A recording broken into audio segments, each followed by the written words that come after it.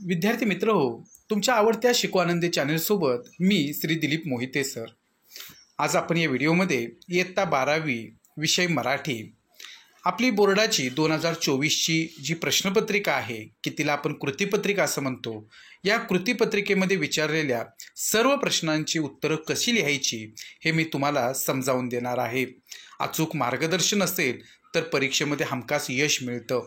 2024च्या प्रश्नपत्रिकेप्रमाणेच 2022-2023ची सुद्धा प्रश्नपत्रिका कशी सोडवायची यावरती मी स्वतंत्र व्हिडिओ बनवलेले आहेत आणि तुम्ही त्यासुद्धा प्रश्नपत्रिका नेमक्या कशा सोडवायच्या हे समजून घ्या. म्हणजे तुमचा इयत्ता 12वी मराठी विषयाचा जो सराव आहे तर तो अधिक चांगल्या प्रकारे व्हायला मदत होईल, तुमचा आत्मविश्वास वाढेल आणि तुम्हाला एक अंदाज येईल की आपल्याला कृतीपत्रिकेमध्ये प्रश्न कशा प्रकारचे विचारतात आणि त्याची उत्तरं आपण नेमकी काय लिहायची. तर 12वी बोर्ड परीक्षेतील मराठी विषयाच्या कृतीपत्रिकेचं फुल सोल्युशन नेमकं कसं असतं, काय असतं, कशा पद्धतीनं उत्तर लिहायची हे आपण आता समजावून घेऊया. आपल्या कृतीपत्रिकेमध्ये विभाग 1 आहे तो म्हणजे गद्य, एकूण 20 गुणांसाठी. बघा, आपल्या कृतीपत्रिकेमध्ये कृती 1 आहे, खालील उतार्याच्या आधारे सूचनेनुसार कृती करा.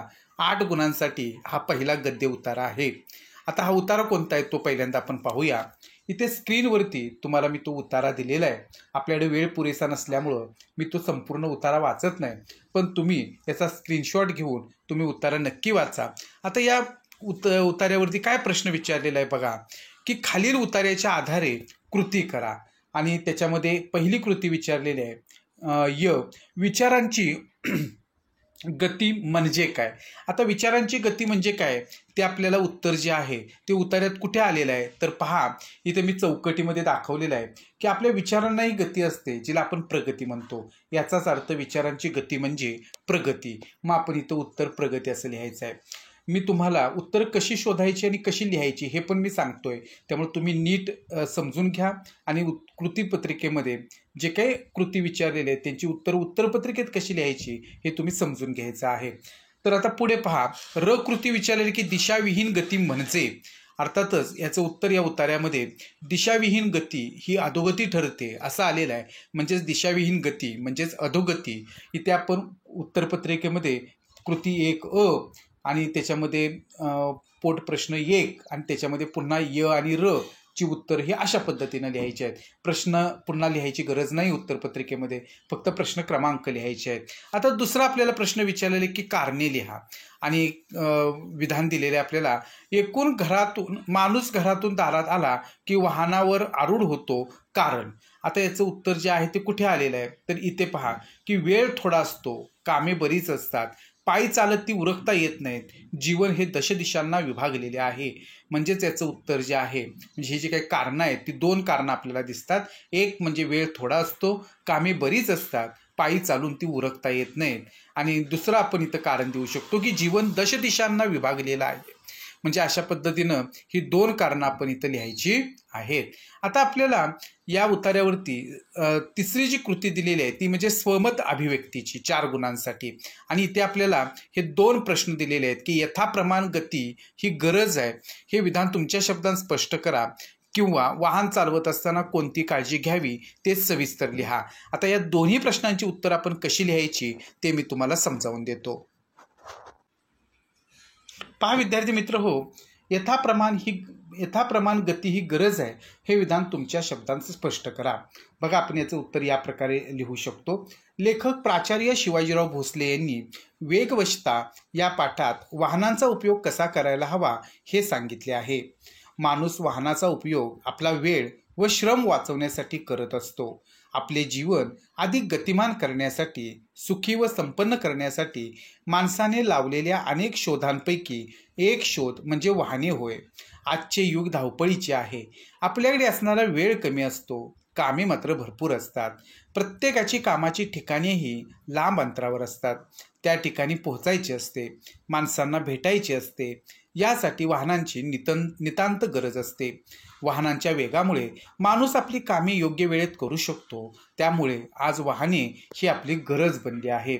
आपल्या मेहनतीनं कष्टाने आपण वाहने घेतो, त्यामुळे आपली प्रतिष्ठाही वाढते. आलिशान वाहन खरेदी करणे हे श्रीमंतीचे प्रदर्शन असते. वेळ व श्रम वाचवणे हा वाहनाचा उद्देश असेल तर चांगलेच आहे. त्यासाठी वाहने जरूर वापरावीत, परंतु कोणतेही काम करण्यासाठी थोडा तरी वेळ लागतोच. वाहन कोणतेही असो त्यालाही वेळ लागतोच. शून्य वेळात कोणतेही काम पूर्ण होणारच नाहीत, हेही आपण लक्षात घेतले पाहिजे. वाहन ही सुद्धा एक वस्तूच आहे, तिलाही काही मर्यादा आहेत.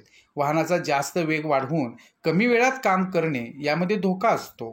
अतिवेगामुळे आपले नुकसानच होण्याची शक्यता असते. मग असा वेग काय उपयोगाचा? योग्य गतीने आवश्यकता असेल तर वाहने जरूर चालवावीत. अशा पद्धतीने आपण याचं उत्तर लिहायचं आहे. याला अभिव्यक्तीला और प्रश्न विचारलेला आहे की वाहन चालवत असताना कोणती काळजी घ्यावी ते सविस्तर लिहा. इथे आपण आपलं मत जे आहे तर ते इथं नोंदवायचं आहे. याचं उत्तर या प्रकारे लिहिता येईल. तुम्ही सुद्धा अशाच पद्धतीची उत्तरं लिहिण्याचा सराव करा. पहा, वेगवशता या पाठात प्राचार्य शिवाजीराव भोसले यांनी वाहनांचा वेग का टाळावा हे सांगितले आहे. वाहन चालवताना आपण योग्य ती काळजी घेतली तर अपघात टाळता येतील, आपला प्रवास सुरक्षित होईल. वाहन चालवायला वाहन परवाना आवश्यक असतो. वाहन चालवण्यापूर्वी वाहन परवाना व संबंधित वाहनाची सर्व अद्ययावत कागदपत्रे सोबत ठेवावीत. आपल्या भ्रमणध्वनीमध्ये डिजी लॉकर ॲपद्वारे वाहनविषयक लागणारी कागदपत्रे संग्रहित करू शकतो. वाहन चालवायला बसण्यापूर्वी टायरमधील हवा, पुरेसे इंधन आहे का ते पाहावे. वाहन सुस्थितीत असल्याची खात्री करावी. त्यानंतर वाहन सुरू करावे. वाहन चालवताना गाडीवर पूर्ण नियंत्रण ठेवावे. वाहनातील इतर कोणीही गप्पा मारण्याचा प्रयत्न केला तर गाडी चालवत असताना गप्पांमध्ये आपण सहभागी होणार नसल्याचे स्पष्टपणे सांगावे. गाडीचा वेग मर्यादित असावा. रस्ता योग्य नसेल तर वेगाबाबत दक्ष राहावे, कारण त्यामुळे वाहनालाही धोका निर्माण होतो व गाडीतील प्रवाशांनाही गाडीला बसणाऱ्या हादऱ्यांचा त्रास सहन करावा लागतो. गाडीमध्ये मोबाईलवर गाणी ऐकणं टाळावं. आपले वाहन वाहतूकविषयक नियमांचं पालन करत चालवावे.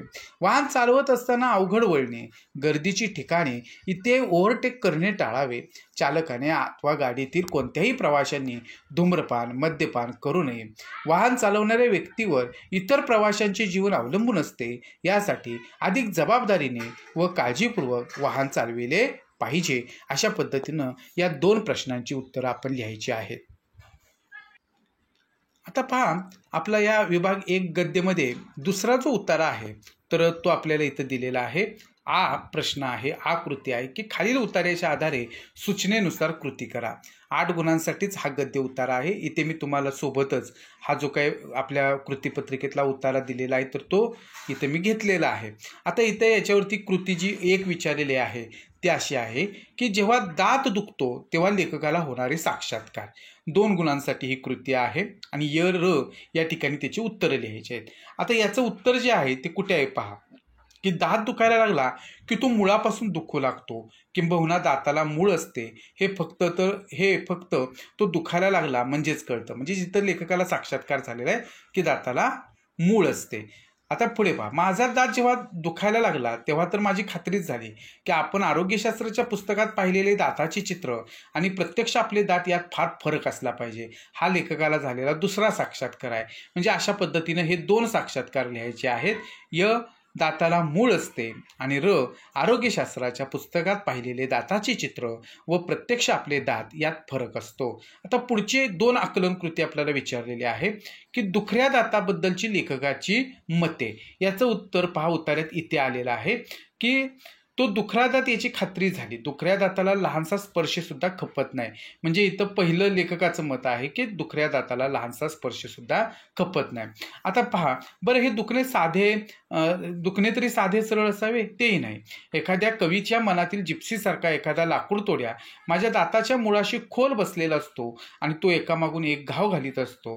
अशा पद्धतीने इथं दुसरं आपल्याला मत लेखकाचं लक्षात येतं की एखाद्या कवीच्या मनातील जिप्सीसारखा एखादा लाकूड तोड्या माझ्या दाताच्या मुळाशी खोल बसलेला असतो आणि तो एकामागून एक घाव घालीत असतो, असं त्या ठिकाणी लेखकाला दुखऱ्या दाताबद्दल वाटतं. आता पुढे पहा, या दुसऱ्या उतार्यावरती स्वमत अभिव्यक्तीचे हे 2 प्रश्न दिलेले आहेत 4 गुणांसाठी.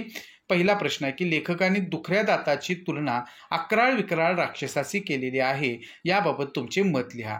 किंवा दातदुखीच्या कथा व्यथा तुमच्या शब्दांत लिहा. आता या दोन्ही प्रश्नांची उत्तरं कशी लिहायची ते आपण बघूया.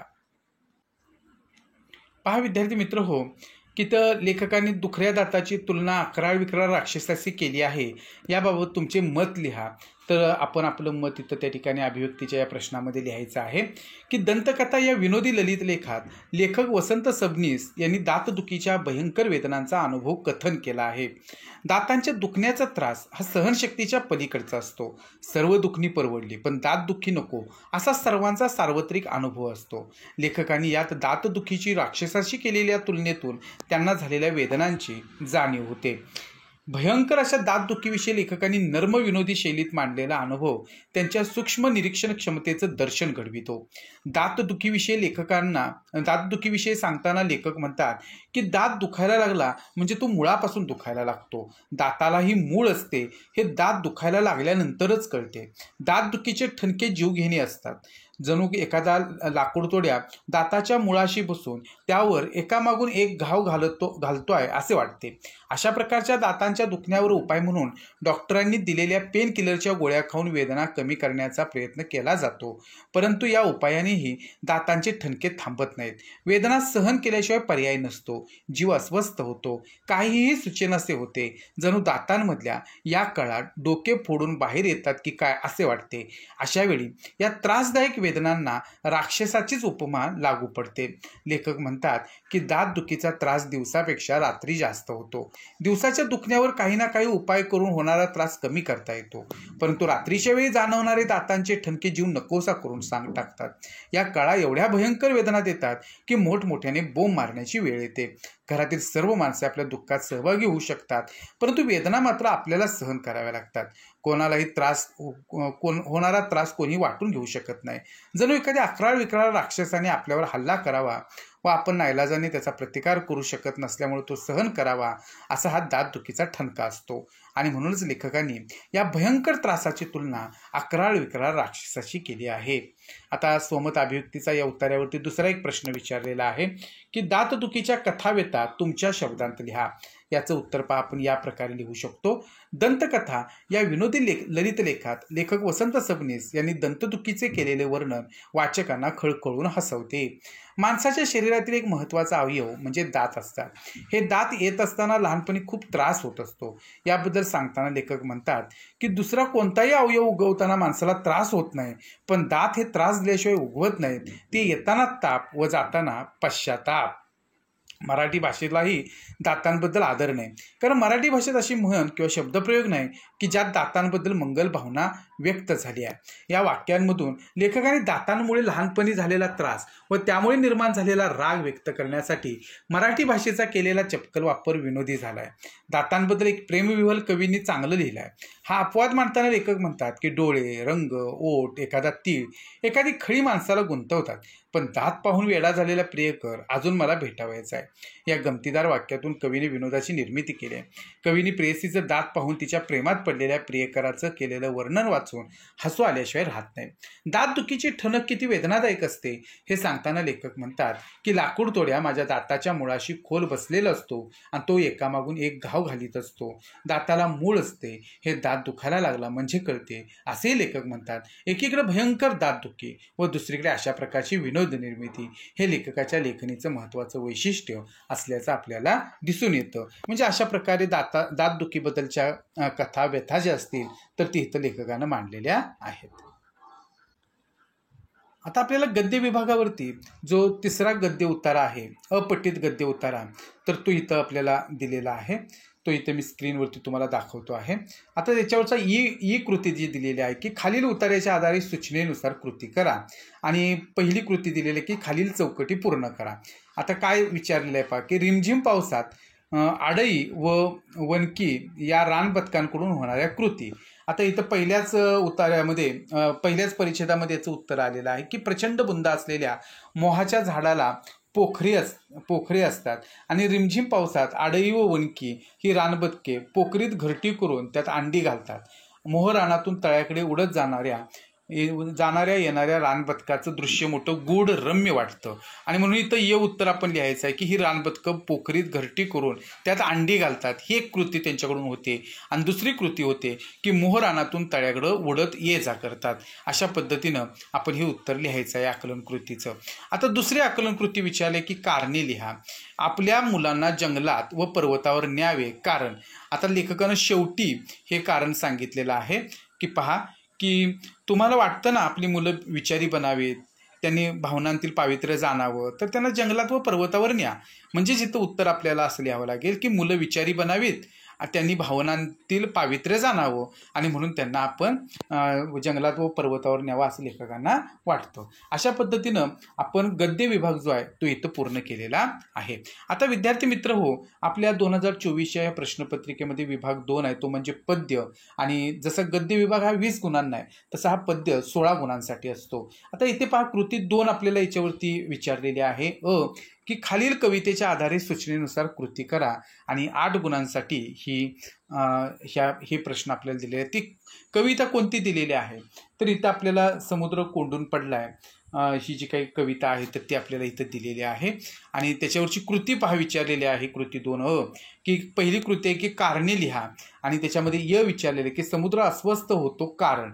आता इथे आपल्याला ह्या कवितेमध्ये दिलेलं आहे की समुद्र अस्वस्थ होऊन जातो शहराच्या आयुष्याच्या विचाराने. आणि म्हणून याचं उत्तर इथं लिहायचं आहे की तो घुसमटलेल्या शहराच्या आयुष्यांचा चिंताग्रस्त होऊन विचार करतो. आता दुसरं आपल्याला विचारलेलं आहे विधान की समुद्र शिणून जातो. शिणून जाणं म्हणजे थकून जाणं.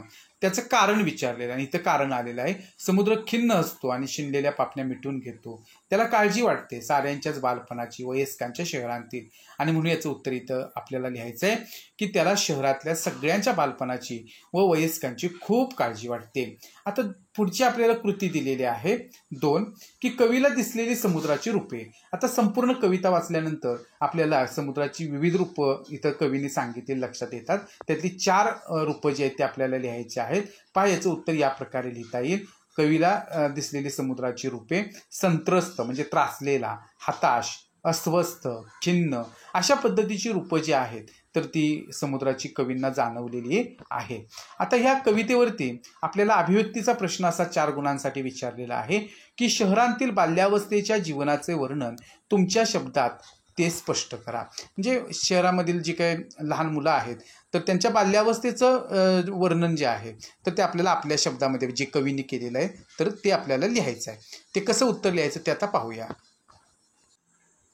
पहा या प्रश्नाचं उत्तर आपल्याला या प्रकारे लिहिता येईल. समुद्र कोंडून पडलाय या कवितेतून कवी वसंत आबाजी डहाके यांनी महानगरातील लहान मुलांच्या हरवत चाललेल्या बालपणाविषयी त्यांना वाटणारी चिंता व्यक्त केली आहे. महानगरांतील संकुचित जीवनाचा भावी पिढीवर झालेला परिणाम समर्पकपणे मांडला आहे. आजच्या काळातील माणसाचे जगणे शहरातील उत्तुंग इमारतींच्या गजानाड कोंडून पडले आहे. संकुचित जीवन माणसाच्या वाट्याला आले आहे. हे सर्व कवींनी समुद्राच्या रूपकातून सांगण्याचा प्रयत्न केला आहे. 32व्या मजल्यावरील एक मुलगा त्याला दिसतो. या मुलाकडे पाहून समुद्राला हे जाणवते की त्याचे बालपण निमुळते, टोकदार व अरुंद म्हणजे खुजे झालेले आहे. त्याचे मातीशी असलेले नाते तुटले आहे. त्याचे पाय अंगणाला मातीला स्पर्श करू शकत नाहीत कारण या गोष्टी शहरात शिल्लकच राहिलेल्या नाहीत. एकीकडे उंच इमारती उभ्या राहिल्या. भौतिक प्रगती वेगाने झाली. भौतिक प्रगतीची उंची व खुजी झालेली बाल्यावस्था यातील विरोधाभास समुद्राच्या लक्षात येतो. एकीकडे वेगाने झालेली प्रगती व दुसरीकडे होत चाललेली अधोगती समुद्राच्या लक्षात येते. माणसाचे जगणे पाहून समुद्राला दुःख होते. स्टेशनवरच्या एकाकी बाकड्यावर एक मूल पाय छातीशी दुमडून झोपलेले त्याला आढळते. एवढ्याशा बाकावर झोपेसाठी बालकांना आश्रय घ्यावा लागत आहे हे पाहून तो अस्वस्थ होतो. बालकाच्या संकुचित भविष्याची त्याला जाणीव होते. मोठ्यांच्या कार्यव्यस्त जगात बकाल होत जाणारं बालकांचं बालपण कवीला अधिकच व्यथित करते. भावी पिढीच्या जीवनाचं विदारक चित्र कवींनी इथे उभे केले आहे. आता आपण ही जी पद्य विभागावरची कृती बघितलेली आहे 8 गुणांची, तर त्यानंतर ही अकृती होती. आता आकृतीमध्ये आपल्याला काय विचारलेलं आहे तर खालील ओळींचा अर्थ लिहा. 4 गुणांसाठी ही कृती आहे आणि त्याच्यामध्ये आपल्याला या ओळी दिलेल्या आहेत की आरशात भेटलीस तरी बोलत नाहीस मन उलगडून, ओठ मात्र असतात पिळवटलेले, खसकन देह तुटलेल्या फुलांसारखे. देह तोडलेल्या फुलांसारखे. इतकी कशी वेढून गेलीस या घनगर्द संसारात, जळतेस मात्र अहोरात्र पारंपरिकतेचे वरदान समजून. आता आपल्याला आरशातली स्त्री नावाची जी काही कविता आहे तर त्यावरच्या ह्या ओळी आहेत आणि आपल्याला काय करायचं आहे, या ओळींचा अर्थ लिहायचा आहे. पहा, आरशातली स्त्री आरशाबाहेरील स्त्रीला म्हणते, आज तू मला आरशात भेटलीस तरी मन मोकळे बोलत नाहीस. डहाळीवरून एका झटक्यात देठापासून फुल खसकन तोडून घ्यावे त्याप्रमाणे तुझे ओठ पिळवटलेले आहेत. तू तुझ्या ओठातून तुझ्या वेदना दुःख सांगत नाहीस. मनात कुढत असतेस. संसाराच्या घनदाट पसाऱ्यात स्वतः जायबंदी झाली आहेस. परंपरेचे बंधन हेच वरदान आहे असे समजून दिवस रात्र तू आतल्यात मनाला जाळत ठेवले आहेस. मन मारून संसारात जगते आहे. अशा पद्धतीनं या ओळींचा अर्थ आपण लिहायचा आहे. आता आपल्याला ही कृती दिलेली आहे या पद्य विभागावरती की खालीलपैकी कोणतीही एक कृती सोडवा. ही 4 गुणांसाठी आहे आणि काव्य सौंदर्याची ही कृती आहे. रंग माझा वेगळा या कवितेतील त्या ओळी अशा आहेत. रंगोनी रंगांत साऱ्या रंग माझा वेगळा, गुंतुनी गुंत्यांत साऱ्या पाय माझा मोकळा. कोण जाणे कोठून ह्या सावल्या आल्या पुढे, मी असा की लागते ह्या सावल्यांच्याही झळा. आता वरील ओळीतील भावसौंदर्य आपल्याला स्पष्ट करा असं विचारलेलं आहे. याचं उत्तर आपल्याला या पद्धतीनं लिहिता येईल. म्हणजे भावसौंदर्य याचा अर्थ या कवितेमध्ये कवींनी नेमक्या ज्या भावना व्यक्त केलेल्या आहेत तर त्या आपल्याला उलगडून दाखवायच्या आहेत. पहा, रंग माझा वेगळा या गझलेमध्ये कवी सुरेश भट यांनी आपल्या कलंदर व्यक्तिमत्वाचे व जीवनात येणाऱ्या अनुभवांचे वर्णन केले आहे. कोणत्याही गुंत्यात न गुंतता आपले स्वतंत्र विचार कवी मांडतात. कवी सांगतात की सर्व रंगात मिसळूनही माझा रंग वेगळा आहे. माझे व्यक्तिमत्व इतरांपेक्षा वेगळे आहे. कोणत्याही गुंत्यात मी गुंतत नाही. कोणतीही बंधने मला अडकवून ठेवू शकत नाहीत. मी स्वतंत्र वृत्तीचा आहे. कुठून तरी आलेल्या सुखाच्या सावल्यांच्याही झळा मला बसतात. संवेदनशील स्वभावामुळे भोवतालच्या लोकांचे दुःख पाहून मी व्यथित होतो. दुःख पाहून येणारे अश्रू माझ्या सोबतीला असतात. या दुःखानेच माझा लळा लागला आहे. जीवनाचा अर्थ जसा कळू लागला तसे कुठून तरी जगण्याचे भान माझ्यात निर्माण झाले. मी जगू लागलो. परंतु प्रामाणिकपणे जगताना फसवणुकीमुळे आयुष्याने विश्वासघात केला. त्यामुळे खचून न जाता माणुसकीचा विचार सोडला नाही. तळपणारा सूर्य बनून अन्यायाचा नैराश्याचा काळोख दूर करणार आहे. आपले व्यक्तिमत्व, आपले विचार, आपली वृत्ती याचे वेगळेपण कवींनी अतिशय समर्पकपणे मांडले आहे. स्वतंत्र विचार करण्याचे स्वातंत्र्य, न्याय व समतेचा आग्रह याबाबतची कवींची भूमिका नेमकेपणाने व्यक्त झाली आहे. अशा पद्धतीने आपण या कृतीचं उत्तर भावसौंदर्य लिहायचं आहे. आता पुढची आपल्याला याला और कृती दिलेली आहे ती आहे रसग्रहणावरती. सरी वाफ्यात कांद लावते बाई लावते, म्हणजे रोज मातीत या कवितेतल्या या ओळी आहेत. नाही कांद ग जीव लावते बाई लावते, काळ्या आईला हिरवं गोंदते बाई गोंदते, रोज मातीत मी ग नांदते बाई नांदते. वरील काव्यपंक्तीचं रसग्रहण करायला सांगितलेलं आहे. आता हे रसग्रहण करत असताना आपल्याला 3 मुद्द्यांच्या आधारे रसग्रहण करायचं आहे. त्यातला पहिला मुद्दा आहे आशय सौंदर्य. पहा, यामध्ये आपल्याला हे लिहिता येईल. रोज मातीत या कवितेत कवयित्री कल्पना दुधाळ यांनी रोज मातीत राबणाऱ्या कष्टकरी शेतकरी स्त्रीचे मनोगत व्यक्त केले आहे. आपला संसार उभा करण्यासाठी रोज घाम गाळून हिरव्यागार पिकांनी नटलेल्या शेतीचे स्वप्न प्रत्यक्षात आणणाऱ्या शेतकरी स्त्रियांच्या भावभावनांचं वर्णन हृदयाला भिडणारे आहे. आता दुसरा मुद्दा आहे काव्य सौंदर्य. शेतात करावी लागणारी सर्वच कामे कष्टाची असतात. उन्हातानाची पर्वा न करता दिवस रात्र शेती कसावी लागते. या कवितेतील स्त्री शेतातील सर्व कामे मनापासून करते. आपल्या शेतातील सरींमध्ये कांदे लावण्यासाठी तयार केलेल्या वाफ्यांमध्ये कांद्याची रोपे लावत आहे. एक प्रकारे कांद्याच्या रोपांच्या ऐवजी ती आपला जीवच लावते. आपले सर्व कष्ट जणू ती शेतामध्ये पेरते आहे. शेतात घाम गाळल्याशिवाय घरात धनधान्य येत नाही याची जाणीव या स्त्रीला आहे. स्वतःच्या कष्टातून जेव्हा शेतात हिरवीगार पिके डुलायला लागतात तेव्हा होणारा आनंद खूप मोठा असतो. हिरव्या पिकांचे स्वप्न ती पाहते आहे. तिची कष्टावर नितांत श्रद्धा आहे. आपल्या घामातूनच ती गोंदणाऱ्या नक्षीप्रमाणे शेत पिकवते. कवयित्रीने मांडलेली धरतीच्या अंगावरचे हिरवे गोंदण म्हणजे पिकाने फुलून आलेले हिरवेगार शिवार ही कल्पना कवितेच्या आशयाला समृद्ध करणारी आहे. कष्टकरी स्त्रीचं दैनंदिन जीवन शेतीभोवतीच फिरत असते. तिच्या जगण्याचा एक अविभाज्य भाग म्हणजे शेती असते. अशा स्त्रीचे तिच्या मनातल्या भावभावनांचे नेमके व संवेदनशील मनाला साथ घालणारे वर्णन कवयित्रीने या कवितेमध्ये केले आहे. आता भाषा सौंदर्य पहा. या कवितेतील भाषाशैली भावनेला आवाहन करणारी आहे. शेतकरी स्त्रीचं संवेदनशील मन कवितेतून सहजपणे व्यक्त झाले आहे. तिच्या मनोगतातून तिच्या कष्टप्रद जीवनाची दर्शन होते. अतिशय साध्या सोप्या शब्दांमध्ये कवयित्रीने कष्टकरी स्त्रीचे चित्र रेखाटले आहे. हे शब्दचित्र साकारताना लोकगीत हा पारंपरिक गीतप्रकार निवडलाय, त्यामुळे हे चित्रण अतिशय प्रभावी झाले आहे. गेयता हे या कवितेचे खास वैशिष्ट्य आहे. रोज मातीत नांदणे यासारख्या प्रतिमा आपल्या मनाचा ठाव घेतात. या कवितेतील कष्टकरी स्त्रीच्या वर्णनातून शेतात कराव्या लागणाऱ्या काबाड कष्टाची जाणीव होते. शेतकऱ्यांच्या कष्टप्रद आयुष्याचं समर्पक वर्णन करण्यात ही कविता यशस्वी ठरली आहे. अशा पद्धतीनं पद्य विभागावरच्या एकूण 16 गुणांच्या या सर्व कृतींची उत्तरं काय लिहायची आहे हे आपण आता समजून घेतलेलं आहे. आता आपल्या कृतीपत्रिकेतील तिसरा विभाग म्हणजे साहित्य प्रकार कथा. आता हा 10 गुणांसाठी आहे. म्हणजे आपल्या पाठ्यपुस्तकातील जो कथा विभाग आहे की ज्याच्यामध्ये कथा तात्विक भाग जो आहे तो, आणि आपल्या ज्या 2 कथा आहेत, शोध नावाची आणि आपली पुढची जी काही कथा आहे, अशा 2 कथा ज्या आहेत, तर त्या 2 कथांवर आधारित आपल्याला प्रश्न जे आहेत तर ते विचारले जातात.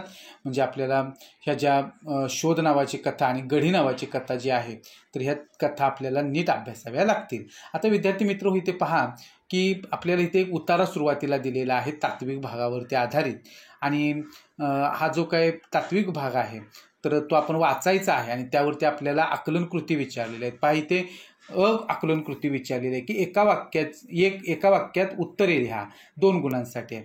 आणि पहिला प्रश्न आहे की प्रारंभिक कथा कोणत्या हेतूने लिहिली गेली ते लिहा. आता इथं उत्तर आलेलं आहे सुरुवातीच्याच ओळीमध्ये की एखादी शिकवण बोध देण्याच्या हेतूने प्रारंभिक कथा लिहिली गेली आहे. आता कथेची व्याख्या जी आहे ते आपल्याला इथे बघा दुसऱ्या परिच्छेदामध्ये दिलेली आहे की एका विशिष्ट स्थलकाली पात्रांच्या परस्पर संबंधातून घडलेल्या घटनांचे एखाद्या विशिष्ट हेतूने केलेले उत्कंठावर्धक चित्रण म्हणजे कथा. आणि इथे आपण कथेची व्याख्या जी आहे तीच ह्या उतार्यामध्ये दिलेली तीच व्याख्या इथं लिहिलेली आहे. अशा पद्धतीनं अतिशय सोपा असणारा हा भाग आहे आणि इथं आपल्याला हे 2 पैकी 2 गुण जे आहेत तर ते सहजपणे मिळतात.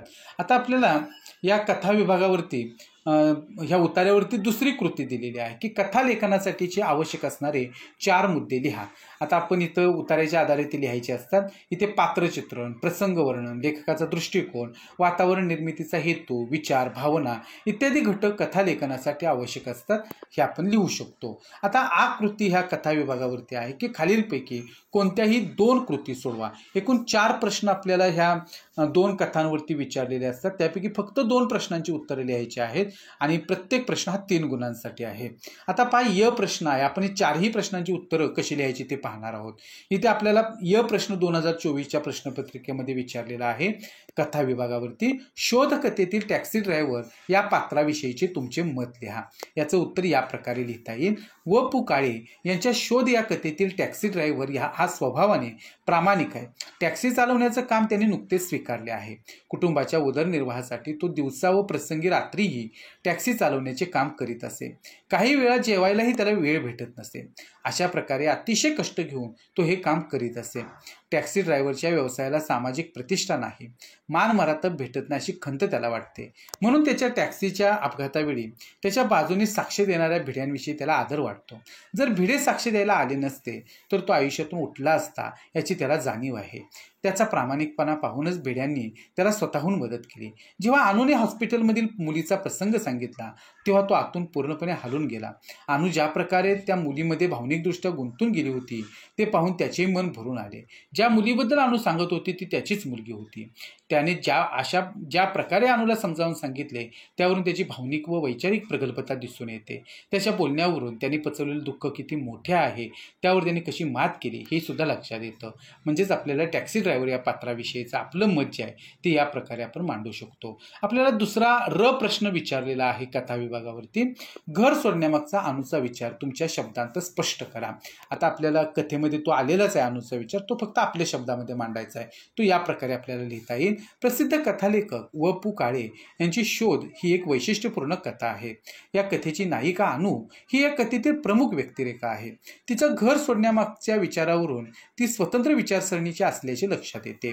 अनुने तिचे वडील आबासाहेबांना घर सोडण्यामागचा विचार सांगितला आहे. तिच्या मते प्रत्येक व्यक्ती कुणाच्या ना कुणाच्या कलाने चालण्याची सवय परंपरेने लावून घेते. स्वतःचे व्यक्तिमत्व स्वतः न घडवता कुणाच्या तरी प्रभावाखाली येते. आईवडिलांच्या प्रभावाखाली असलेली व्यक्ती आईवडिलांच्या शत्रूंना आपले शत्रू मानते. आपल्यालाही स्वतंत्र मेंदू आहे, विचार करण्याची शक्ती आहे, याचा तो विचार करीत नाही. आपल्या अस्तित्वाला जगाकडे पाहण्याच्या स्वतंत्र नजरेला गमावून बसतात. अनुला हे अजिबात मान्य नाही. जगाकडे पाहण्याचा मला माझा चष्मा पाहिजे असे ती म्हणते.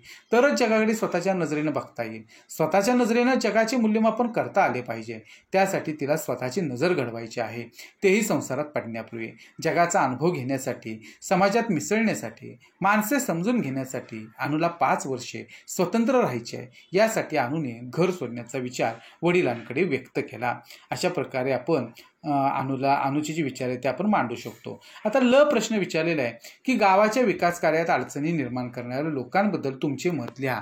म्हणजे गावामध्ये जे उचापती करणारे लोक आहेत की ज्यांचा अनुभव गुरुजींना अतिशय वाईट प्रकारे आलेला होता, ते आपल्याला इथे मांडायचं आहे की अशी लोक जे अडथळा निर्माण करतात ती कशा प्रकारचे असतात हे आपल्या शब्दामध्ये इथे व्यक्त करायचं आहे. आता याचं उत्तर या प्रकारे लिहिता येईल की डॉक्टर प्रतिमा इंगोले यांच्या गढी या कथेत बापू गुरुजींच्या सेवाभावी कार्यात अडथळे आणणाऱ्या मानवी प्रवृत्तीचं दर्शन घडविले आहे. कोणत्याही चांगल्या कार्यात अडथळे आणणारे लोक पदोपदी भेटत असतात. असे उचापती लोक सर्वत्र असतात. बापू गुरुजी गावाच्या विकासासाठी जे करत होते त्यामध्ये गावातील काही लोक मुद्दामून काही ना काही अडथळे आणायचे, गुरुजींना नाउमेद करायचे, त्यांच्याबद्दल गावातील लोकांमध्ये गैरसमज निर्माण करायचे, गावकऱ्यांचे सहकार्य त्यांना मिळणार नाही असा प्रयत्न करायचे. खरं तर बापू गुरुजींसारखी माणसे समाजात बदल व्हावा, समाजाची प्रगती व्हावी यासाठी धडपडत असतात. शिक्षण, रस्ते, पोस्ट, बँक, दवाखाना, व्यायामशाळा या गावातील लोकांच्या गरजा असतात. त्यामुळे लोकांना आवश्यक त्या सोयीसुविधा मिळत असतात.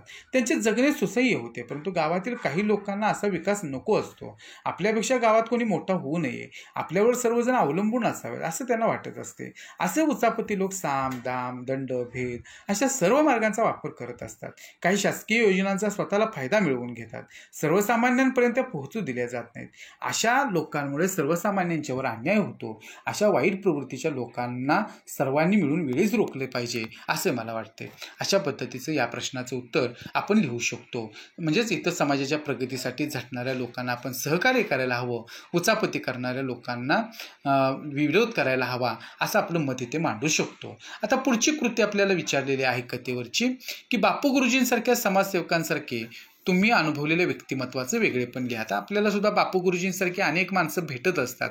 त्यातले एक व्यक्ती आपल्या नजरेसमोर आणायची आणि त्या व्यक्तीबद्दल आपल्याला लिहायचं आहे. इथं मी माझ्या परीनं लिहिलेले, तुम्ही तुमच्या पद्धतीनं तुमच्या अनुभव विश्वातल्या एखाद्या व्यक्तिमत्वाविषयी लिहू शकता की जी अशा पद्धतीनं चांगलं काम बापू गुरुजींसारखं करते आहे. पहा, समाजासाठी समर्पण वृत्तीने काम करणारी माणसे दुर्मिळ असतात. आमच्या गावामधील अशाच एका सेवाभावी व्यक्तीचं कार्य जवळून पाहता आले. अंदाजे 10 ते 12 वर्षांपूर्वी आमच्या गावात डॉक्टर म्हणून ते आले. थोड्याच दिवसांमध्ये गावातील सर्व लोकांना ते आपलेसे वाटू लागले. अगदी गोर गरीब लोकांना सेवा देताना त्यांनी कधी पैशांचा विचार केला नाही. ज्यांची परिस्थिती नाही त्यांना ते मोफत औषधेही देत. आजूबाजूच्या गावातील लोकही त्यांच्या दवाखान्यात येऊ लागले. त्यांना मिळणाऱ्या पैशांतून गावातील शाळेत शिकणाऱ्या गरजू विद्यार्थ्यांना दरवर्षी वह्या, पाठ्यपुस्तके इत्यादी स्वरूपात त्यांनी मदत केली. हे सर्व निरपेक्ष वृत्तीने केले. त्यांच्या प्रयत्नातून गावामध्ये एक अद्ययावत ग्रंथालय सुरू झाले. स्पर्धा परीक्षांचा अभ्यास करणाऱ्या विद्यार्थ्यांसाठी अभ्यासिका सुरू केली. आपला वैद्यकीय व्यवसाय सांभाळून गावासाठी जे करता येईल ते करण्यासाठी ते सदैव तयार असतात. असे असले तरी काही लोक त्यांच्या मार्गात अडथळा आणण्याचा प्रयत्न करीत असतात. परंतु मुळातच निस्वार्थ वृत्तीने काम करणारे डॉक्टर नाउमेद नव्हता. आपल्या परीने जे करता येईल ते करण्यासाठी नेहमीच उत्साहाने तयार असतात. अशा पद्धतीने आपल्या अनुभवविश्वातील एखाद्या व्यक्तीविषयी आपण लिहू शकतो. आता आपल्या 2024च्या कृतीपत्रिकेमध्ये विभाग 4 उपयोजित मराठीचा आहे आणि तो एकूण 14 गुणांसाठी आहे. आणि ही जी काही कृती 4 आहे आपल्या कृतीपत्रिकेतील त्याच्यामध्ये की खालीलपैकी कोणत्याही 2 कृती सोडवा 4 गुणांसाठी. आपल्याला इथे एकूण 4 प्रश्न दिलेले असतात. त्यापैकी 2 प्रश्नांची उत्तरं लिहायची असतात. आपण इथं 4ही प्रश्नांची उत्तरं काय आणि कशा प्रकारे आहेत हे समजून घेणार आहोत. पहा, इथं पहिला प्रश्न आहे, मुलाखत घेताना घ्यावयाची काळजी तुमच्या शब्दांत लिहा. तर याचं उत्तर आपल्याला या प्रकारे लिहिता येईल. संवाद हा मुलाखतीचा गाभा आहे. हा संवाद फुलला की मुलाखतही फुलत जाते. मुलाखत घेणाऱ्या व्यक्तीचं कौशल्य फार महत्त्वाचे असते. सुरुवातीपासून ते शेवटपर्यंत श्रोत्यांना खुर्चीला खिळवून ठेवण्याचं काम त्याला करावे लागते. यासाठी मुलाखतकाराला मुलाखत घेताना काही गोष्टींची काळजी घेणे आवश्यक असते. मुलाखत घेण्यापूर्वी योग्य ती प्रश्नावली तयार केल्यास प्रत्यक्ष मुलाखत घेताना चुकीचे, अप्रस्तुत प्रश्न विचारले जात नाहीत. मुलाखत देणाऱ्या व्यक्तीचा अवमान होईल, ताणतणाव, संघर्ष निर्माण होईल असे प्रश्न विचारू नयेत. मूळ विषयाला सोडून असंबद्ध प्रश्न विचारणे टाळावे. तसेच अपेक्षित उत्तर येईल असे सूचक प्रश्नही असता कामा नयेत. क्लिष्ट, अवघड प्रश्न न विचारता सहज, सोपे प्रश्न विचारावेत. प्रश्नांची पुनरावृत्ती टाळावी. पूर्वतयारी शिवाय अति आत्मविश्वासाच्या आहारी जाऊन मुलाखत घेऊ नये. रटाळ, कंटाळवाणे प्रश्न विचारू नयेत. मुलाखतीदरम्यान हास्यास्पद हावभाव करू नयेत. मुलाखत घेणाऱ्या व्यक्तीने जास्त न बोलता समोरच्या व्यक्तीला अधिक बोलते करावे. वेळेचे भान ठेवून नियोजित वेळेतच मुलाखत पूर्ण करावी.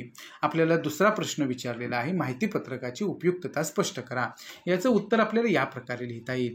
माहितीपत्रक प्रभावी व परिणामकारक असेल तर वाचक ते माहितीपत्रक चुरगाळून फेकून न देता जपून ठेवतो. असे उपयोगिता मूल्य असणे ही उत्तम माहितीपत्रकाची ओळख असते. भाजीपाला विक्रेत्यापासून ते करोडो रुपयांचा व्यवसाय करणाऱ्या सर्वांनाच माहितीपत्रकाची गरज असते. खेळणी, किराणा माल, दिवाळी अंक, पुस्तके, स्टेशनरी, हॉटेल्स, डायनिंग हॉल, मंगल कार्यालय, फर्निचर, विद्युत उपकरणे, औषधे, वाहने, कारखाने, दूध दुभते अशा सर्वच उत्पादनांची माहिती माहितीपत्रकातून मिळत असते. उत्पादनाची विश्वासार्हता ग्राहकांच्या मनात निर्माण करण्याचे काम माहितीपत्रक करते. ग्राहकाला उत्पादनाकडे आकर्षित करण्यामध्ये माहितीपत्रक महत्त्वाची भूमिका पार पाडते. उत्पादन, वस्तू, सेवा यांची सविस्तर माहिती, वैशिष्ट्ये, वेगळेपण ग्राहकांपर्यंत पोहोचवण्यासाठी माहितीपत्रकाची उपयुक्तता महत्त्वाची आहे. अशा प्रकारे याचं आपण उत्तर लिहायचं आहे. तिसरा प्रश्न आपल्याला विचारलेला आहे की अहवाल लेखन करताना लक्षात घ्यावयाच्या 4 बाबी विशद करा. याचं उत्तर या प्रकारे लिहिता येईल. अहवाल लेखन ही एक कला आहे. वस्तुनिष्ठ पद्धतीने अहवालाचे लेखन करणे आवश्यक असते. अहवाल वाचनीय व्हावा यासाठी लालित्यपूर्ण, मार्गदर्शक व प्रेरक वाक्ये, विचार गरजेनुसार मांडल्यास अहवाल लेखनाला लालित्याचा स्पर्श होतो. अहवाल लेखन करताना पुढील बाबी विचारात घ्याव्या लागतात. 1. अहवाल लेखन करणाऱ्या व्यक्तीला संबंधित विषयाची चांगली जाण हवी. ज्या विषयावर आपण अहवाल लिहायचा आहे त्या विषयाचे चांगले ज्ञान असल्यास सविस्तर व वस्तुनिष्ठपणे अहवालाची मांडणी करता येते. 2. जे घडले, जसे घडले त्यावर आधारित अहवालाचे लेखन करता आले पाहिजे, म्हणजेच वस्तुनिष्ठपणे अहवाल लेखन करावे. 3. अहवाल लेखनासाठी भाषेवर प्रभुत्व असावे लागते. सांस्कृतिक कार्यक्रमांचे लेखन बोलके व सजीव चित्र उभे करणारे, तर संशोधनात्मक स्वरूपाच्या अहवालात योग्य पारिभाषिक शब्दावली व वस्तुनिष्ठता महत्त्वाची असते. 4. सारांश रूपाने संक्षिप्त लेखन करता आले पाहिजे. आणि 5. लेखनात अतिशयोक्ती, नाट्यमयता, अलंकारिकता, अतिरंजितपणा असू नये. अहवालातील वाक्यरचना साधी, सोपी, स्पष्ट, सहज अर्थबोध होणारी, स्वाभाविक असावी. अशा पद्धतीनं आपण हा जो काही प्रश्न आहे की अहवाल लेखन करताना लक्षात घ्यायच्या 4 बाबी, तर हे आपण अशा पद्धतीनं लिहू शकतो. आता आपल्याला शेवटचा प्रश्न यातला विचारलेला आहे की बातमी व वृत्तलेख यातील फरक थोडक्यात लिहा. तर याचं उत्तर या प्रकारे आहे. बातमीत घडलेली घटना जशी आहे तशी देणे आवश्यक असते. बातमीत वस्तुनिष्ठ माहिती असते. माहिती देणे, लोकजागृती करणे, लोकशिक्षण करणे हे बातमीचे उद्देश असतात. बातमीमध्ये मी असत नाही, वास्तवदर्शी लेखन अपेक्षित असते. घटना जशी घडली तशी सांगितली जाते. वृत्तलेख बातमीच्या आत सामावलेली बातमी सांगण्याचा प्रयत्न करीत असतो. बातमीत न आलेली नाविन्यपूर्ण, रंजक माहिती वृत्तलेखात वाचावयास मिळते. बातमीतील घटनेमागे असणारे सूक्ष्म धागेदोरे शोधण्याचा प्रयत्न वृत्तलेखात केला जातो. वृत्तलेखाचे रूप लालित्यपूर्ण असते. बातमीचे तपशील वृत्तलेखात वाचायला मिळतात. संशोधन वृत्तलेखात महत्त्वाचे असते. बातमीत नसलेल्या नोंदी विस्तृतपणे चित्रित केल्या जातात. वृत्तलेख वाचकाला आनंद देणारा, माहिती देणारा, ज्ञान देणारा, मनोरंजन करणारा असतो. अशा पद्धतीने बातमी वृत्तलेख यातील फरक आपल्याला सांगता येईल. आता आपल्याला हा जो काही उपयोजित लेखनाचा विभाग आहे, तर त्या उपयोजित लेखनामध्ये आकृती जी आहे की खालीलपैकी कोणत्याही 2 कृती सोडवा.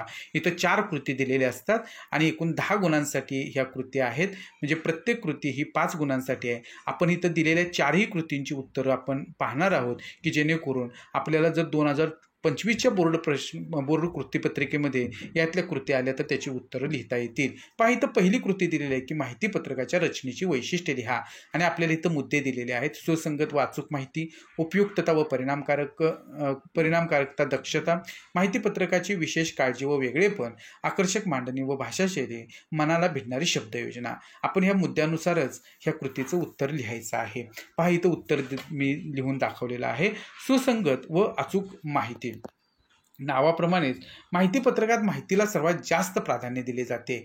ज्या हेतूने माहिती पत्रक तयार केले जाते त्या हेतूशी सुसंगत अचूक माहिती दिली जाते. ही माहिती आटोपशीर, संक्षिप्त असावी. संस्थेशी संबंधित अत्यावश्यक आणि कायदेशीर माहिती, उदाहरणार्थ संस्था नोंदणी क्रमांक, नोंदणी दिनांक, दूरध्वनी क्रमांक, ईमेल, वेबसाईट, संस्थेचे बोधचिन्ह, घोषवाक्य, पत्ता, कामकाजाची वेळ इत्यादी माहिती पत्रकात दिली गेलीच पाहिजे. माहिती पत्रकातील माहिती वस्तुनिष्ठ, सत्य, वास्तवच असली पाहिजे. दुसरा मुद्दा आहे उपयुक्तता व परिणामकारकता. माहिती पत्रक प्रभावी व परिणामकारक कसे होईल याची दक्षता घेतली पाहिजे. तरच वाचक ते माहिती पत्रक चुरगाळून फेकून न देता जपून ठेवतो. माहिती पत्रकात वाचकाच्या म्हणजेच ग्राहकाच्या जिव्हाळ्याची माहिती दिली जाते, तेव्हा माहिती पत्रकाला उपयोगिता मूल्य प्राप्त होते. असे उपयोगिता मूल्य असणं ही उत्तम माहिती पत्रकाची ओळख असते. उत्पादनाची विश्वासार्हता ग्राहकांच्या मनात निर्माण करण्याचं काम माहिती पत्रक करते.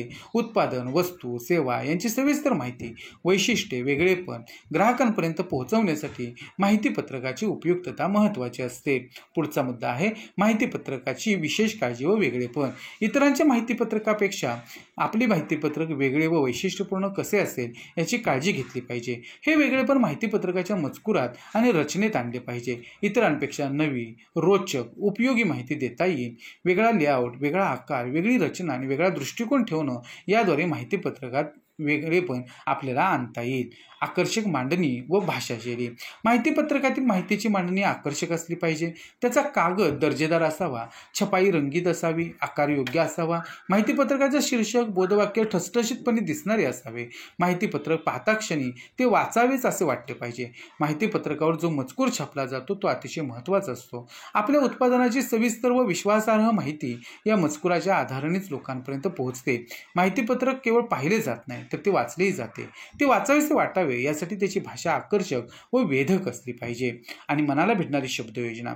माहिती पत्रकातील भाषा सोपी, मनाची पकड घेणारी, मनाला भिडणारी असावी. माहितीच्या आशयाला मध्यवर्ती स्थान असावे. भाषा पाल्हाळी, अवास्तव असू नये. भाषाशैलीचा लोकांच्या मनावर होणारा परिणाम महत्त्वाचा असतो. लोकांना जोडणारी भाषाशैली असल्यास माहिती पत्रकाचा हेतू साध्य होतो. अशा पद्धतीने आपल्याला या कृतीचं उत्तर लिहिता येईल. दिलेले मुद्दे नीट पहा आणि त्या मुद्द्यानुसार उत्तरं लिहा. आपल्याला पुढची कृती दिलेली आहे की अहवालाचे स्वरूप व आवश्यकता स्पष्ट करा. आता इथं जे मुद्दे दिलेले आहेत ते मी उत्तरात आणलेले आहेत, त्यामुळे मी ते तुम्हाला तर वाचून दाखवत नाही. पहा, अहवालाचे स्वरूप व आवश्यकता स्पष्ट करा. पहिला मुद्दा आहे हेतू, तारीख, वेळ, समारोप, विविध मुद्दे. एखाद्या कार्यालयात संस्थेत झालेल्या कार्यक्रमांची, समारंभाची योग्य पद्धतीने सविस्तर नोंद ठेवणे म्हणजे अहवाल लेखन होय. सुरुवातीपासून ते शेवटपर्यंत कार्यक्रम, समारंभ कशा प्रकारे पार पडला याच्या नोंदी यामध्ये केलेल्या असतात. या नोंदींमध्ये कार्यक्रमाचा हेतू, तारीख, वेळ, सहभागी व्यक्ती, विचार, मांडणी, प्रतिसाद, समारोप अशा विविध मुद्द्यांचा समावेश असतो. आरंभ ते शेवट, सुरुवातीपासून ते शेवटपर्यंत कार्यक्रम, समारंभ कशा प्रकारे पार पडला याच्या नोंदी यामध्ये केलेल्या असतात. क्रमाक्रमाने तपशील. कार्यक्रम, समारंभ प्रत्यक्षात सुरू झाल्यापासून ते थेट तो समारंभ कार्यक्रम संपेपर्यंत क्रमाक्रमाने कसा पूर्ण होत गेला याची आवश्यकता तपशिलांसह लेखी नोंद अहवालात केली जाते. माहिती संकलन. एखाद्या समस्येच्या संदर्भात निर्णय घेण्यासाठी अहवाल महत्त्वाचा ठरतो. सार्वजनिक क्षेत्रात एखादा महत्त्वाकांक्षी उद्योग किंवा उपक्रम सुरू करायचा असेल तर अगोदर त्या संदर्भात योग्य ती माहिती घेऊन अहवाल तयार करणे गरजेचे असते. अहवालातील माहिती निपक्षपाती व वास्तवतेवर आधारित असल्यामुळे भविष्यातील नियोजनासाठी त्याचा उपयोग होतो. अहवाल लेखनाची आवश्यकता. अहवाल लेखन हा कोणत्याही संस्थेचा महत्त्वाचा अधिकृत दस्तऐवज असतो. संस्थेच्या वाटचालीचा तो वास्तवदर्शी आरसा असतो. या सर्व प्रकारच्या लहान सहान नोंदी यामध्ये केलेल्या असतात. संस्थेच्या भविष्यकालीन वाटचालीमध्ये हा अहवाल मार्गदर्शक ठरत असतो. संस्थेची सद्यस्थिती, कार्यक्रम, समारंभ यांच्या नोंदी विश्वसनीय असतात. यातील माहितीचा उपयोग करून भविष्यातील ध्येय धोरणे ठरवता येतात. संस्थेची पुढील वाटचाल काय असावी हे ठरविण्यात अहवाल उपयुक्त ठरतो. संस्थेचा विकास, परंपरा यांची माहिती मिळते. विविध संस्था, लघु उद्योग मोठमोठी उद्योगधंदे आणि ग्रामपंचायती, महानगरपालिका अशा सर्वच ठिकाणी होणाऱ्या घडामोडींना अधिकृतता प्राप्त व्हावी यासाठी अहवालाची गरज असते. अशा पद्धतीने आपण मुद्द्यानुसार या प्रश्नाचं उत्तर लिहू शकतो. आता तिसरा प्रश्न आपल्याला दिलेला आहे की एखाद्या व्यक्तीची मुलाखत कशी घ्यावी ते खालील मुद्द्यांच्या आधारे स्पष्ट करा. आता दिलेल्या मुद्द्यानुसार याचं उत्तर आपण या प्रकारे लिहू शकतो. मुलाखतीचा आरंभ. मुलाखतीचा प्रारंभ आकर्षक, चटपटीत, थेट श्रोत्यांच्या किंवा वाचकांच्या मनाला जाऊन भिडणारा असावा. त्यामुळे well begun is half done याप्रमाणे वाचक सुरुवातीपासून मुलाखतीच्या श्रवणात व वाचनात गुंतून जाईल. अगदी सहजपणे, नैसर्गिकपणे, कृत्रिमतेचा जराही स्पर्श न करता मुलाखतकाराने मुलाखतीची केलेली सुरुवात प्रभावी ठरते. त्यासाठी मुलाखतकाराला मुलाखतदात्याच्या स्वभावाची, शैलीची माहिती करून घ्यायला हवी. त्यासाठी मुलाखतीची पूर्वतयारी आवश्यक आहे. एखादा ताचा किस्सा, नवाखरा, चुटका सांगून त्यातून एखादा टोकदार प्रश्न सहजपणे विचारता येतो. त्यामुळे मुलाखतीची रंगत वाढते. सर्वांच्याच मनावरचा ताण हलका होतो. वातावरण मोकळे व हलके होते. मुलाखतीची ही सुरुवात जितकी जास्त श्रवणीय होईल तितकी पुढची मैफल अधिक रंगतदार होत जाईल. मुलाखतकाराचा आत्मविश्वासही वाढेल. मुलाखतदाताही खुलेल आणि श्रोते किंवा वाचक या सहज संवादात रमून जातील. आता मुलाखतदात्याचं कार्य. कोणत्याही क्षेत्रात असामान्य कार्याचा ठसा उमटवणाऱ्या व्यक्तीची मुलाखत घेतली जाते. ज्या व्यक्तींकडे सांगण्यासारखं खूप काही असतं तसंच ऐकण्यासारखंही असतं अशा व्यक्तीची मुलाखत घेतली जाते. ही मुलाखत ऐकण्यासाठी, अनुभवण्यासाठी रसिक श्रोतेही उत्सुक असतात. मुख्यतः व्यक्तीनं केलेलं कार्य मुलाखतीच्या केंद्रस्थानी असते. व्यक्तीच्या कार्यकर्तृत्वाविषयी जाणून घेता येते. प्रत्यक्ष मुलाखतदात्याकडून त्याचा संपूर्ण जीवनपट ऐकता येतो. त्याने केलेलं कार्य, संघर्ष, अडचणींवर केलेली मात, दाखवलेली जिद्द, चिकाटी लक्षात येते.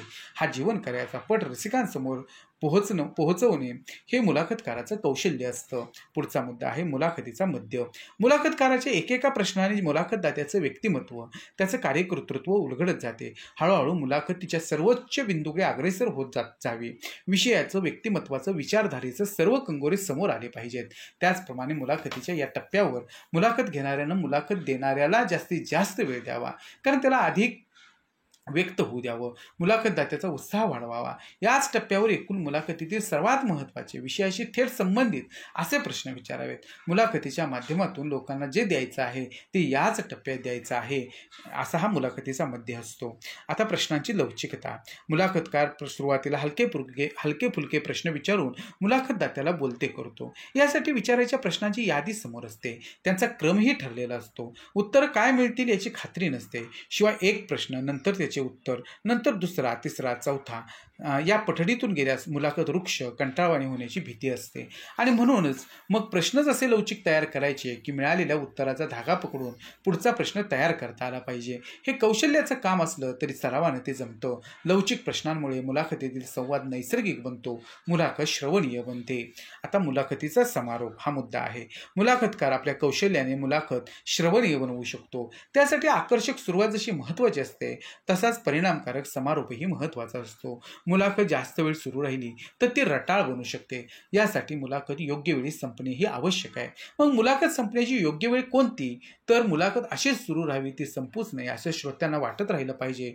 अशाच अनपेक्षित क्षणी श्रोत्यांना जराही अंदाज लागू न देता ती समारोपाच्या टप्प्यावर आणावी. मुलाखतकाराने मुलाखतीचे संपूर्ण सार आपल्या उत्तम निवेदनानं श्रोत्यांसमोर पोहोचवावे. आपल्याला भरभरून ऐकायला मिळाल्याचं समाधान श्रोत्यांना मिळावंच, परंतु बाहेर जाताना मुलाखतीतील अविस्मरणीय संवाद मनात आठवत श्रोते बाहेर पडले की समजावे मुलाखत यशस्वी झाली. थोडक्यात मुलाखतीचा समारोपही श्रोत्यांच्या लक्षात राहील असा असावा. अशा पद्धतीनं आपण या कृतीचं उत्तर लिहायचं आहे. आपल्याला चौथा प्रश्न इथं दिलेला आहे की वृत्तलेखांचे प्रकार खालील मुद्द्यांच्या आधारे स्पष्ट करा. आपल्याला दिलेल्या मुद्द्यांच्या आधारे याचं उत्तर या प्रकारे लिहूया. बातमीवर आधारित वृत्तलेख. एखाद्या घटनेच्या बातमीच्या संदर्भाने हा वृत्तलेख लिहिलेला असतो. घडलेल्या घटनेचा विस्ताराने विचार करून हा लेख लिहायचा असतो. जी बातमी वर्तमानपत्रात छापून आलेली असते तिच्यातील सर्व माहिती वृत्तलेखात नसते, तर त्या बातमीतील महत्त्वाच्या मुद्द्यावर अशा वृत्तलेखात प्रकाश टाकला जातो. बातमीतील महत्त्वाच्या मुद्द्यांचं विश्लेषण केले जाते. त्या विषयाच्या संदर्भाने असलेली ताजी स्वतंत्र माहिती असते आणि त्या तज्ज्ञांशी बोलून घटनेचा तळ गाठून लेखन करावे लागते. त्यामुळे वाचकांना नवे काही मिळाल्याचा आनंद होतो. राष्ट्रीय, आंतरराष्ट्रीय, शहरी, ग्रामीण, सामाजिक, शैक्षणिक, सांस्कृतिक, औद्योगिक, राजकीय अशा विविध विषयांवर वृत्तलेख लिहिला जातो. उदाहरणार्थ जागतिक तापमान वाढ. आता व्यक्तिचित्रणात्मक लेख. एखाद्या असामान्य कर्तृत्व असलेल्या व्यक्तीपासून ते वैशिष्ट्यपूर्ण कार्य करणाऱ्या सामान्य माणसावरही वृत्तलेख लिहिता येतो. एखाद्या क्षेत्रात मिळवलेले देदीप्यमान यश, केलेला संघर्ष व प्रयत्नांची पराकाष्ठा, एखाद्या समस्येवर मात करताना केलेला उपक्रम, कृती, केलेला विक्रम या संदर्भात वृत्तलेख लिहिले जातात. अनेकदा व्यक्तीला मिळालेला पुरस्कार, गौरव, वाढदिवस, अमृत महोत्सव, जयंती, पुण्यतिथी, जन्मशताब्दी यांसारख्या प्रसंगी व्यक्तिचित्रणात्मक वृत्तलेख लिहिला जातो. या प्रकारातील वृत्तलेख लिहिताना त्या व्यक्तीसंबंधी झालेले पूर्वीचे लेखन, चरित्र, आत्मचरित्र, त्यांच्यासोबत काम केलेल्या व्यक्ती, सहकाऱ्यांच्या मुलाखती घेऊन देखील या प्रकारचं वृत्तलेख उत्तम स्वरूपात तयार करता येतात. व्यक्तीची जीवनशैली, वेगळेपण, दृष्टिकोन, खास शैली, सवयी, वैशिष्ट्ये असा व्यक्तिगत स्पर्श असतो. भावनिक स्पर्श हे अशा प्रकारच्या लेखाची वैशिष्ट्य असते. उदाहरणार्थ गान सम्राज्ञी लता मंगेशकर, समाजसेविका मेधा पाटकर इत्यादी. आता मुलाखतीवर आधारित वृत्तलेख. वेगवेगळ्या क्षेत्रातील कर्तृत्ववान व्यक्तींच्या मुलाखती प्रसारमाध्यम घेत असतात. या मुलाखतीचा भाग लेख स्वरूपात वर्तमानपत्रात प्रसिद्ध होत असतो.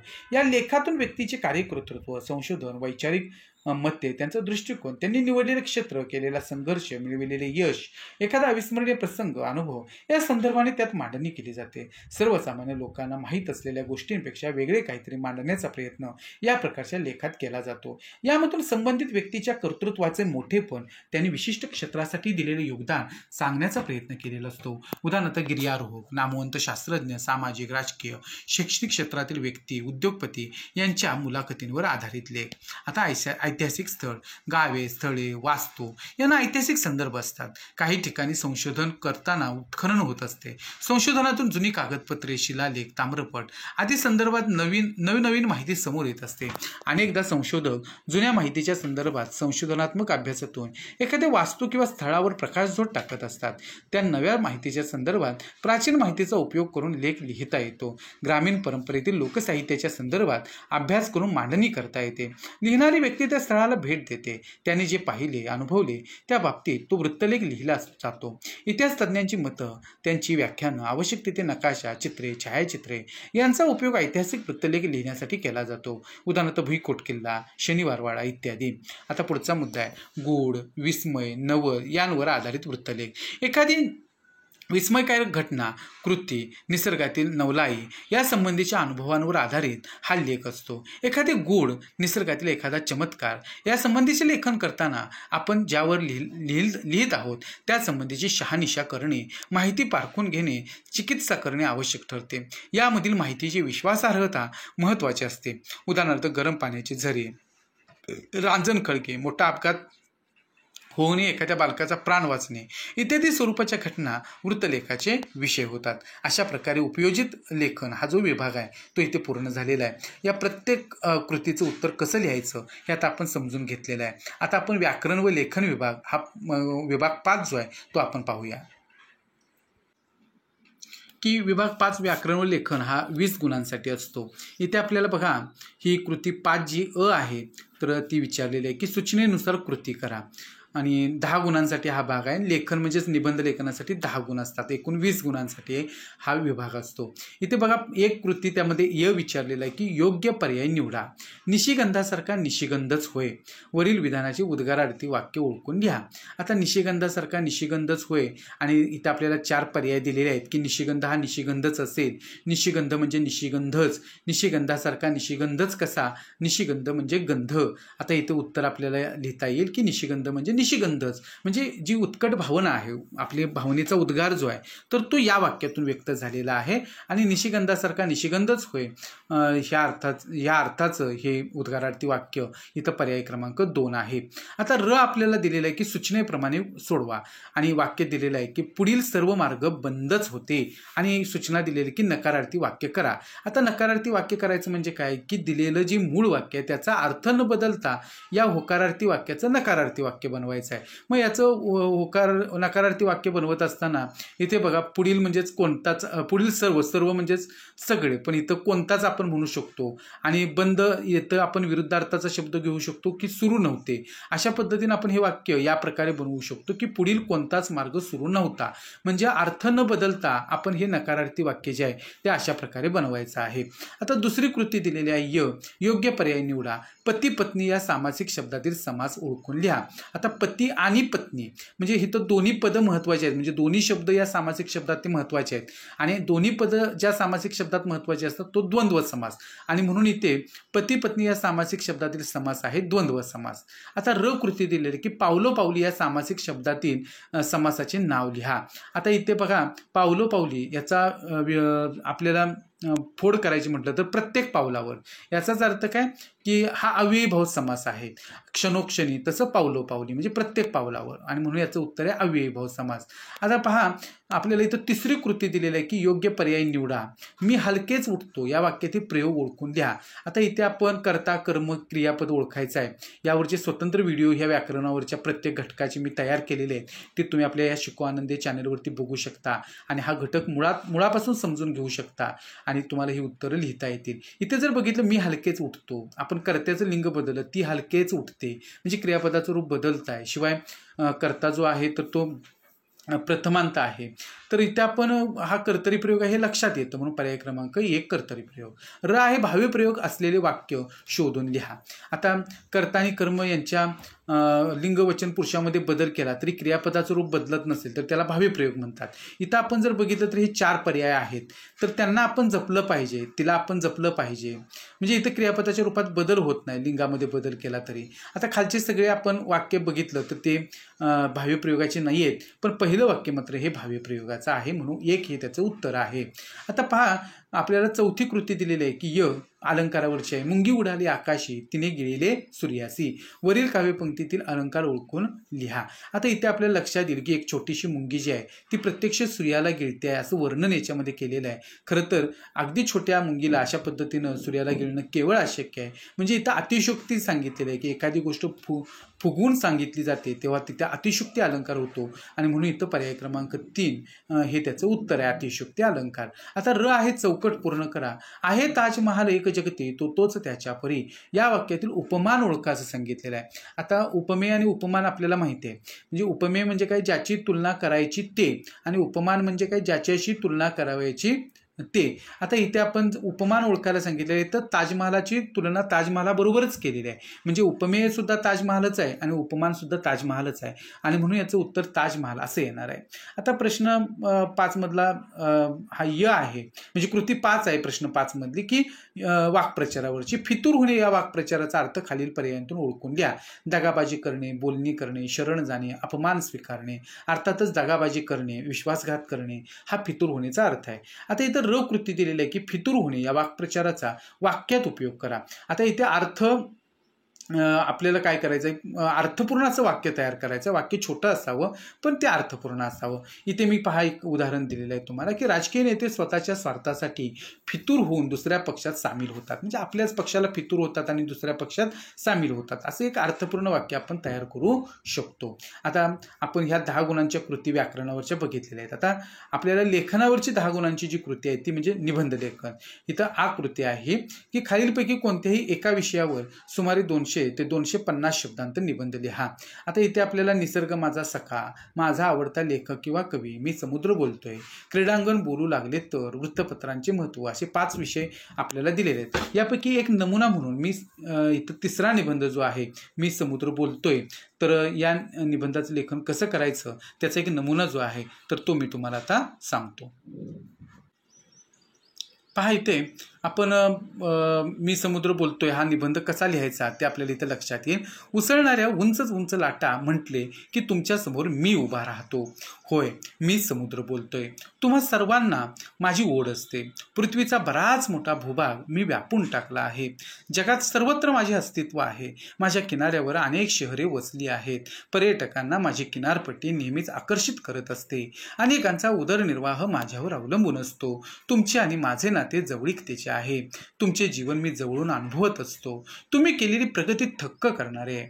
माझ्या किनाऱ्यावरील शहरांमधील गगनाला भिडणाऱ्या उंच इमारती, आलिशान मोटारकार, बसेस, रेल्वे, मेट्रो, विमान यावरून तुम्ही तुमचे भौतिक जीवन किती सुखावं बनवले आहे याची कल्पना येते. घड्याळाला बांधलेले तुमचे जीवन, रोजची धावपळ मी अनुभवत असतो. भौतिक सुखाच्या हव्यासापोटी तुम्ही जीवनात जगण्यातील खऱ्या आनंदाला मात्र मुकत आहात. शहरातल्या कोंदट संकुचित जीवनाची आता तुम्हाला सवय झाली आहे. तुम्ही उंच इमारती उभारल्या, परंतु त्या उंच इमारतींमध्ये राहणाऱ्या लहान मुलांना खेळण्या बागडण्यासाठी ना मोकळी मैदानं ठेवली ना मोकळी जागा. या मुलांना मातीपासून तुम्ही काही कायमचं दूर केलं. बालपणातील मुक्त आनंदाला मुलं कायमची वंचित झाली आहेत. 4 भिंतीतील संकुचित जीवन जगण्या वाचून त्यांना पर्याय उरला नाही. भौतिक सुखे शरीराला आनंद देतील, परंतु मनाचे काय? मनाला निखळ आनंद द्यायचा असेल तर मानवी जीवन सुखी आणि संपन्न बनवायचं असेल तर सर्वप्रथम तुम्ही खरी प्रगती, खरा विकास कशाला म्हणायचे हे ठरवायला हवे. निसर्गाचा ऱ्हास थांबवून त्याच्या सानिध्यात जायला हवे. निसर्गाशी मैत्री करायला हवी. मानवी नात्यांना जपायला हवे. एकमेकांशी हसत खेळत जीवनाचा आनंद घेतला पाहिजे. वेळीच तुम्ही सावध होऊन भावी पिढीचा विचार केला तरच मानवी जीवन सुखी व आनंदी बनेल. मग माझे ऐकाल ना? यापुढील काळात तुम्ही नक्कीच बदल घडवून आणाल अशी मला खात्री आहे. विद्यार्थी मित्र हो, आपण 2024ची बोर्डाची संपूर्ण प्रश्नपत्रिका आणि या प्रश्नपत्रिकेतील सर्व प्रश्नांची उत्तरं कशी लिहायची हे समजून घेतलं. मला खात्री आहे की तुम्हाला या कृतीपत्रिकेतील म्हणजेच या बोर्डाच्या प्रश्नपत्रिकेतील सर्व कृतींची उत्तरं कशी लिहायची हे समजलेलं असेल. यापूर्वीच्या सुद्धा कृतीपत्रिका कशा सोडवायच्या ते पाहण्यासाठी तुम्ही नक्कीच त्या ठिकाणी ह्या शिकू आनंद या चॅनलला भेट द्या आणि त्यामधील इयत्ता 12वीची मराठी विषयाची जी प्लेलिस्ट आहे तर ती पहा आणि इतर तुमच्या मित्रमैत्रिणींना सुद्धा सांगा की जेणेकरून त्यांना सुद्धा मराठी विषयामध्ये स्कोरिंग करता येईल. आज आपण या व्हिडिओमध्ये इथेच थांबू. धन्यवाद.